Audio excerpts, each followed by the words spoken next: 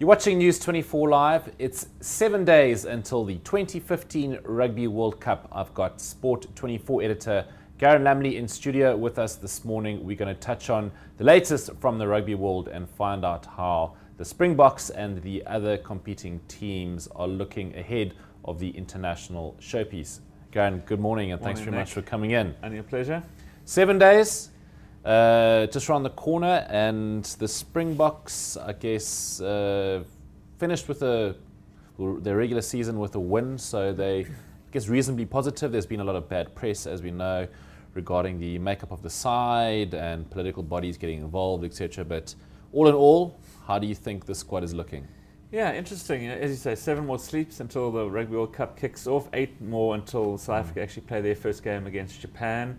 You know, we haven't played in, I think it's 4 weeks now. It will be sort of 5 weeks until we do play again. Coming off that win, if you can remember back to Argentina when we beat them in that sort of, I don't want to say a friendly, but it was just after the Rugby Championships, having lost to them in Durban. So our last match was a victory. Obviously, a lot of things have changed. A lot of new players have come into the squad. You know, Frida Pre apparently is now fit. You know, Dwayne Vermeulen, who hasn't played for a while, he's apparently over his neck injury. So this team should look a lot different to the last one that played. You know, a lot of other teams, especially the Northern Hemisphere teams, they've been playing sort of every single weekend. You know, until as recently as last weekend. That's sort of, you know, had a good and bad sort of result for some of the teams that have lost star players, but they're obviously going to be a lot more fit, match fit, if you like, than the Springboks. So that's I think the biggest concern for me. You know, we are starting against a sort of a minnow side in Japan. Had we been starting against maybe a Scotland or Samoa, I'd be far more concerned that, you know, we haven't had any game time. Scotland, you know, they're looming as our biggest opponents in our group. They've been playing every week, as we said, and have had some interesting results. You know, they ran France pretty close, and I think France, a lot of people backing them to go fairly far in the tournament. Obviously, you know, last World Cup they were finalists there, so you know, they're certainly not going to be a walkover. So you know, it's a little bit mixed feelings at the moment, but I think until the tournament gets underway, we won't really know. Now, Garen, you mentioned some of the players like Dwayne Vermeulen, etc. So on the injury front, you know, the selectors included a couple of sort of crocked guys.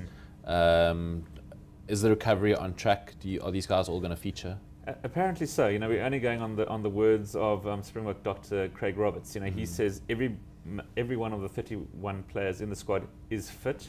Whether they are match fit, you know, it remains to be seen. There's obviously a very big difference between I'm over my knee injury, I'm over my neck operation, but I haven't actually played for 8 months, 8-9 months, and I'm not sure if I can get through 80 minutes of rugby. So those sort of players that you mentioned, Frida Pre, Dwayne Vermeulen, Quinny Westhuizen, and they might well be eased into the game. Either they start and they play 40 minutes, or they come on sort of for the last 30 minutes of the match. So I think Heineken has got a very interesting balancing act. You know, he obviously is going to use the Japan match to get those guys some game time, looking ahead at the Samoa and the Scotland matches as, you know, bigger obstacles. So how he quite manages everyone remains to be seen. You know, even Etzebeth did apparently pick up a bit of a calf niggle in one of the training sessions. You know, he's got a history of injuries, so I think he'll be managed fairly carefully. But you know, so don't expect him maybe to start the very first game. He might at best come off the bench or wait for the second game. But yeah, you know, those niggles are going to be something that sort of every coach has to deal with. You know, and you know, we looked at last Rugby World Cup where New Zealand went on to win it, but I think had 4 or 5 fly-offs, and they were sort of falling like flies throughout the tournament. So you know, anything like that can happen. You know, we might have an SOS phone call to somebody back in South Africa to, you know, head on over to England and Wales to, you know, join up with the squad if, you know, certain players in key positions do get injured. So now, what would the Boks do then in the week leading up to the World Cup? What kind of preparations do you foresee them sort of getting into? Well, they leave this evening. They're having their sort of final farewell in Monte Cassino. If you're in the Joburg area, certainly get down. It should be a good, you know, atmosphere there. They fly this evening, land on Saturday. That gives them sort of 7 full days. They'll familiarise themselves with the conditions down in Brighton. Obviously not a place that we've played much before.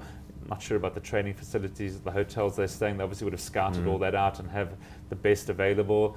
But, you know, they're going to have a couple of training sessions, sort of like an easy run to sort of get the jet lag out the legs. And then later in the week, they'll have their captain's run.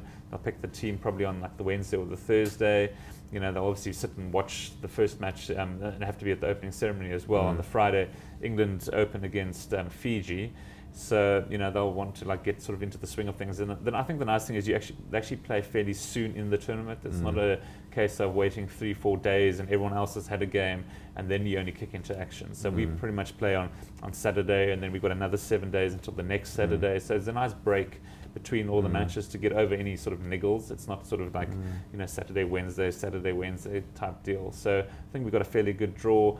Like I said, we start off in Brighton, then we're off to Birmingham and Newcastle, and then back to London. So there's a little bit of travelling. So they'll be on the road, and I'll spend some days doing that either via bus or train. So, you know, but I'm sure, you know, it's a nice atmosphere to be away from home, 7-week tournament. You know, you become really close to your teammates in that time. So, yeah, it should be a fun tournament. Hopefully we last all 7 weeks and we're not sort of bundled out in the quarterfinal or semi-final stage and, you know, heading home early. But obviously that remains to be seen. I think we'll get a fair idea of how the Springboks are travelling as they go through their group phases. And Garen, final question. I mean, it's the last day of News 24, Sport 24 comments, but based on the comments in the preceding weeks, how's the public feeling? How are the rugby fans feeling out there? I think they're cautiously optimistic. You know, when the squad was named, you're always going to get the naysayers like, how did he make it? Why didn't he make it? That sort of thing. I think everyone's sort of behind the Springboks now. We've got 31 players. We have to get behind them. We've heard CEO President Oregon Hoskins coming out with an open letter to South Africa, urging everyone to sort of get behind the Springbok team, you know, addressing transformation issues as well. So I think, you know, we have to sort of, for the next 7 weeks, 2 months, put that on the back burner, just focus on the Boks, get behind, you know, get dressed up in green and gold, Bok Friday, all that sort of thing, and support the team. You know, we really obviously want them to do well. It's a feel-good factor for South African, not only rugby, but sport in general.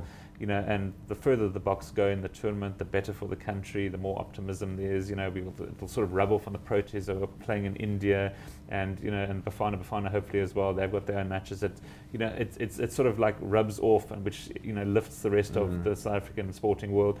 So, you know, hopefully that's, I guess, all we can hope for.